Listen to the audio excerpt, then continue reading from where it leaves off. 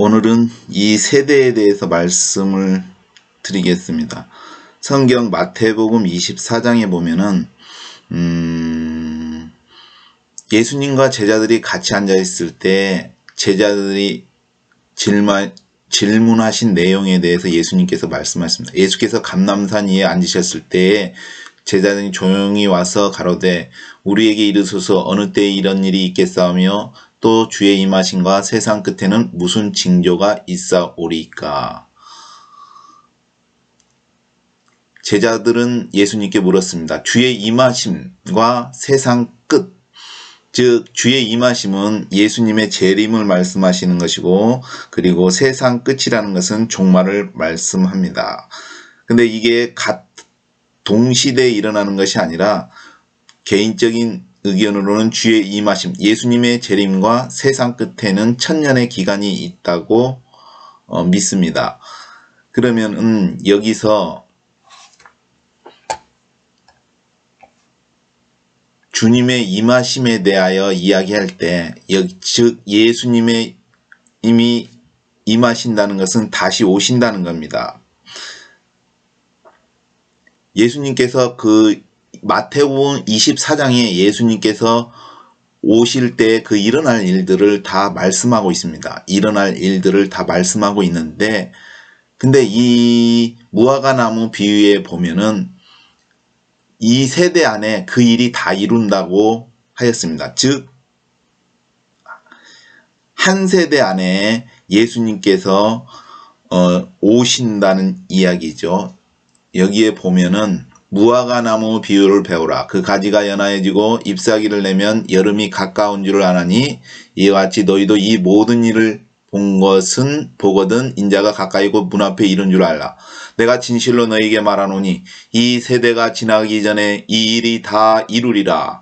즉 이 세대가 지나기 전에 이 일이 다 이루리라고 말씀하신 것은 바로 마태복음 24장에 예수님께서 일어날 일들을 다 말씀하셨습니다. 그것이 예수님 오기 전에 다 일어난다는 것이죠. 근데 이 세대, 그 한 세대 안에 예수님이 온다고 하였습니다. 그러면 이 세대라는 것이 무엇일까요? 세대라는 것은 영어로 제네레이션인가 깁니다. 제네레이션.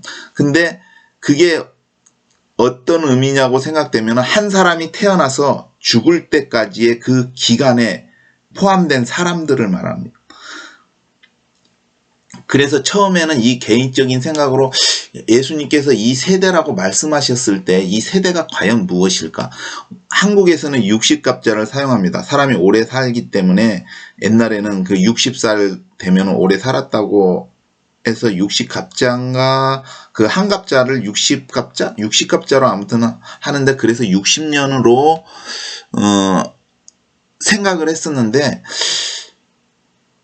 근데 이제 이 세대의 기준점이 있을까 아닙니까? 어떤 그 기준점에서 한 세대, 이게 어떤 기준이 내서 100년 안에 그 안에 이루어지는 일인데 예수님이, 근데 이 기준점을 처음에 잡았을 때 이스라엘의 독립을 기준점으로 잡았습니다. 왜냐면은 이스라엘이라는 나라가 특이하게 원래 2000년 전 로마 시대에 멸망당해서 그 모든 민족이 전 세계로 뿔뿔이 흩어졌는데, 이때에 원래 대부분의 민족들은 그렇게 되면은 그 나라, 그 민족들, 그 흩어진 나라의 그 문화에 흡수돼서 언어도 잃어버리고 그 문화의 그 그 문화를 흡수해서 자신들의 문화를 잃어버립니다. 그게 흡수되어 버리는데, 이 이스라엘 민족은 그렇지 않고 2000년 동안이나 자신들의 언어를 유지하면서 그 2000년 동안 유지하다가 2차 세계대전으로 인해서 유엔에선가 아무튼 해가지고 독립이 됐습니다. 그 독립한 날짜가 1948년입니다. 그래서 그 한 세대, 그 2세대, 그 세대의 시작점을 1948년으로 잡는 겁니다.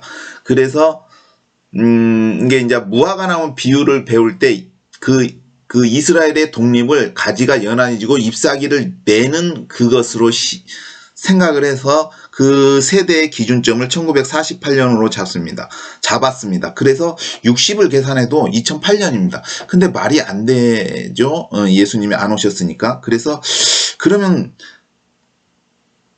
모세가 말했을 때 우리의 인생이 70이요 강건하면 80이다. 그래서 70이나 80을 넣어도 안 됩니다. 근데 나중에 성경을 보다가 그 구약의 출애굽기에 이제 창세기에 하나님께서 아브라함에게 말씀하시는 것이 있습니다. 그 자기 자손에 대해서 말씀하실 때 이스라엘에 종살이 하는데 그게 400년이라고 합니다. 400년. 근데 그때 하나님께서 4세대라고 말씀하셨습니다. 이게 4세대가 400년이니까 한 세대가 100년. 이게 성경에서 말하는 그 세대는 100년으로 추정하여서 그 성경의 말씀을 통해서 그 100년으로 확신이 들어서 1948년에 100년을 더했습니다. 그러면은 2048년이 됩니다. 그래서 그 기준점을 이스라엘 독립에서 100년을 더한 2048년 안에 예수님이 오신다고 생각을 하고 이것을 이야기하는 겁니다. 그렇게 이야기합니다, 저는. 그러면은, 그러면은 결국은 마태복음 24장에 있는 일어나는 수많은 일들, 예수님께서 예언하신 그 수많은 일들이 마태복음 24장의 일들이 2048년 안에 다 이루어진다는 것입니다. 그래서 이번 시간에는 이 세대가 지나가기 전에 일이 다 이루리라. 그래서 이 세대에 대해서 알아보았습니다. 이 세대는 한 세대는 100년. 그래서 1948년 이스라엘 독립을 기준으로 해서 100년을 해서 2048. 물론 이 기준점이 잘못 적용될 수도 있는데 아직까지는 1948년을 기준점으로 잡고 있습니다.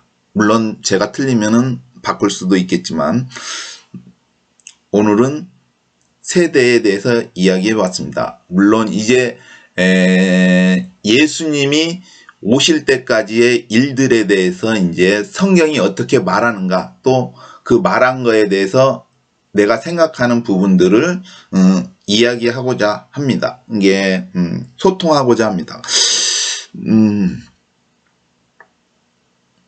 그래서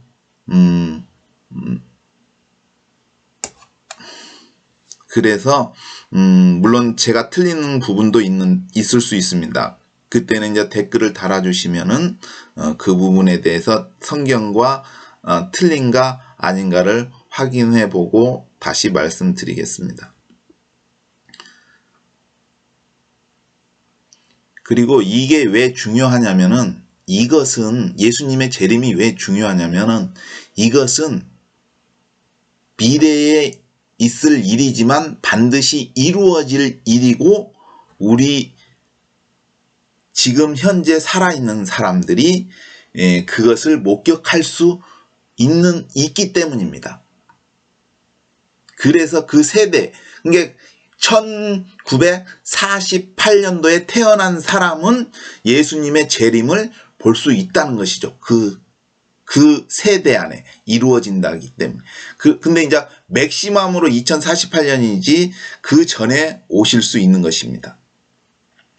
대충 예수님이 오시기 전에는 어떤 일이 일어나냐면은 계략적으로 첫째 화, 둘째 화, 셋째 화, 그 다음에 짐승의 나라, 그 다음에 자연 재난, 그 다음에 재림 이렇게 됩니다. 어떤 사람은 강림과 재림을 구별을 하는데 결국 예수님이 오시는 것을 말합니다.